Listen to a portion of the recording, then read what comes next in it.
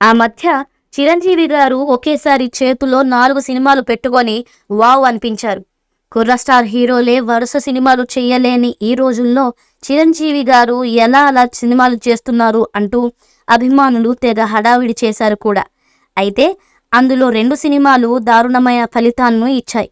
దీంతో చిరంజీవి గారు తన సినిమాల విషయంలో ఆలోచన మార్చినట్లున్నారు.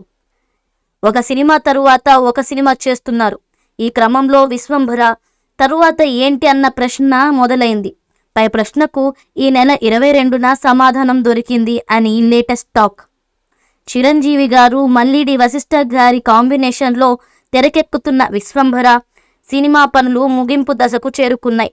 ఈ నేపథ్యంలో చిరు నెక్స్ట్ ప్రాజెక్ట్ ఏందన్నది చెప్పేయాలని టీం అనుకుంటుందట.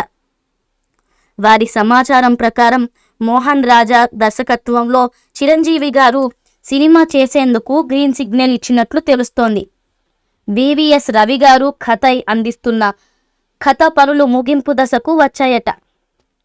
దర్శకుడు మోహన్ రాజా గారు ఇటీవల చిరంజీవిని తరచుగా వచ్చి కలుస్తున్నారు. ఈ క్రమంలో ఇద్దరి మధ్య సినిమాకు సంబంధించిన చర్చలు జరుగుతున్నాయట.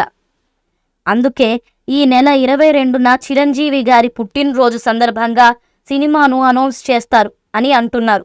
సినిమా నిర్మాతగా చిరంజీవి గారి తనయ సుస్మిత కొనిడాల వ్యవహరించినట్లు సమాచారం. అయితే పీపుల్ మీడియా ఫ్యాక్టరీలతో కలిసి ఆమె ఈ సినిమా నిర్మిస్తున్నారు అనే ప్రచారం కూడా గతంలో జరిగింది. దీంతో ఆ విషయం కూడా 22న క్లారిటీ వచ్చేస్తుందని చెబుతున్నారు. ఇదే కాకుండా మరికొన్ని సినిమాలు చిరంజీవి గారు దాదాపు ఓకే చేసినవి ఉన్నాయి. మరి వాటికి సంబంధించిన ఏమైనా క్లూస్ వస్తాయేమో చూడాలి. కెఎస్ రామారావు గారు, రాధిక, దిల్ రాజు గారు చిరంజీవి గారితో సినిమా కోసం చాలా ఏళ్లుగా ఎదురు చూస్తున్నారు.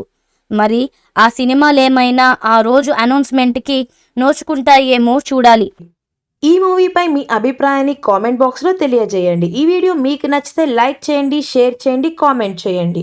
మరిన్ని అప్డేట్స్ కోసం మన ఛానల్ని సబ్స్క్రైబ్ చేయండి. అలాగే పక్కనే ఉన్న గంట సింబల్ని గట్టిగా టంగ్ టంగ్ అని కొట్టేసేయండి.